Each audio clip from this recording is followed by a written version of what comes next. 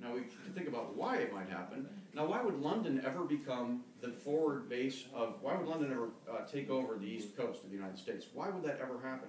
London, and he talks about transnational capital in London. By the way, the transnational capital located in London is mostly American capital. And the British are very aware of that, which is why they're so glad to have the forward offices, the bases of American companies, of Fortune 500 companies located in London. It's a major part of their economy. Now, I'm kind of warming up here. I want to know why Canada is going to become the protector of America's Midwestern and Northern states. It's possible, we're talking about 73 million people here. Okay, we're talking about, in his map that many of you may have seen, we're talking about Ohio, Michigan, Indiana, Illinois, Wisconsin, Missouri, Iowa, Minnesota, Kansas, Nebraska, South Dakota, North Dakota, Montana, Wyoming, and Colorado. It's a pretty big stretch of territory. Now, why would they decide to join the Canadians? Is it because of a burning admiration for Wayne Gretzky? Is it because they really think that Tim Hortons is a better place for breakfast than McDonald's? Because they want to be able to fly to Cuba more easily? I don't understand. If the U.S. were collapsed, why would these 15 states become the protectorate of Canada? And yet, this argument is advanced time and time again. Finally, Dr. Panarin says that California will become a protectorate of China. Here he supplies a reason. He did this in a radio interview. He said that the majority of notebook computers in the U.S. are manufactured in China. This was the argument that he advanced. I'm sure that he's had some time to think about this since he said it, but I still have to wonder whether this means that a majority of Californians will march zombie-like to Beijing in order to get their notebook computers, with a few holdouts in the Bay Area insisting that only notebooks from Malaysia are good enough to demand their allegiance. Why? Why would California ever be linked to China? There are no geopolitical trends that one can even envision that would make this happen. Finally, he says that because the chances of Texas secession from the Union are strong, because the famous actor, I'm quoting from his book on page 18 of this book, the famous actor Chuck Norris on March 9 has declared himself a candidate for the president of a new country, Texas. But I'm getting upset, and ladies and gentlemen, that is what these arguments are designed to accomplish. These arguments are designed to get us to lose our powers of reason and simply embrace the chaos. But we're not going to do that. We're going to look rationally at what's going on. Still, I must give some credit to Dr. Panarin and the strength of his arguments, because he has had quite an effect internationally. And I want to talk about the three reasons why he says America is on its way towards collapse. One is psychological, that we are on the edge of a psychological catastrophe, because we have sometimes difficult relations with ethnic groups, we have a high murder rate, we have too many citizens in prison, incidents of violence committed against and by children. All of these problems do exist in the United States, and they're horrifying problems. They demand our attention. Still, in many cities in America, the murder rate has gone down significantly in the last 10 to 15 years.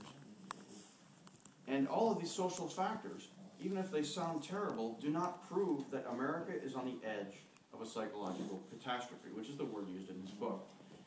We, unfortunately, are hardened to many of these things, and life goes on. But these things do not point to the disintegration of the United States into 6 separate territories with territorial protectorates in different parts of the world. It's just not, there's no logical connection. Now, the strongest point of Dr. Panarin's analysis is the economic one. It's odd that in the most important part of his book, the first chapter, he spends less than a page laying out this argument. But I think that that's characteristic of the argument that he's making, and I, without offense, I would like to point out that I think the economic argument needs to be made more rigorously. But I believe that this book is less about research than about arousing our emotions. Now, let me show you the kind of argument that Dr. Panarin does introduce. He says that Americans pay 47% of their income in taxes, and that according to the Federal Reserve, Americans must pay an additional 81% of their income to pay off debts and interest. You and I know that it's impossible for us to pay out 128% of our income to anyone. We would be paying out more than we make. And where would we get the money for the notebook computers from China? Right.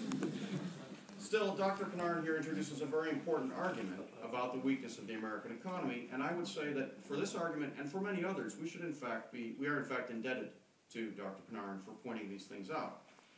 The third argument that he makes, and I will conclude briefly, is the hostility towards the United States in the world. And citing Newt Gingrich, Panarin notes that many polls around the world underscore a negative attitude towards the United States. Such polls were published, and it's true, in 2003, 2004, and right up to 2008. But in the last year, since the election of Barack Obama, the polls began to change. And since Dr. Panarin's book was published in the summer of 2009, he certainly could have taken note of polls such as those taken by the influential polling group Ipsos Reuters, which shows positive trends in attitudes towards America in such countries as Turkey, as India, Poland, Mexico, Brazil, Great Britain, China. So these positive attitudes towards America are coming back, and the reason for that is concerted efforts, concerted diplomatic work by the United States, concerted changes in our policies. And these changes in our policies are part of what it means to be a democracy. It means to react to problems. It means to react to crises, to react to difficult economic conditions, social conditions, and international conditions. To react and to make changes. And those are the changes, these changes that we are in the middle of making, are a reflection of the resourcefulness and the energy of a democracy, which give us a chance of succeeding against the dark scenarios that Dr. Panarin has advanced. Well, I would say this. A more thoroughly researched argument than the one that Dr. Panarin has presented would require more time to argue against, but my 10 minutes are up. Thank you.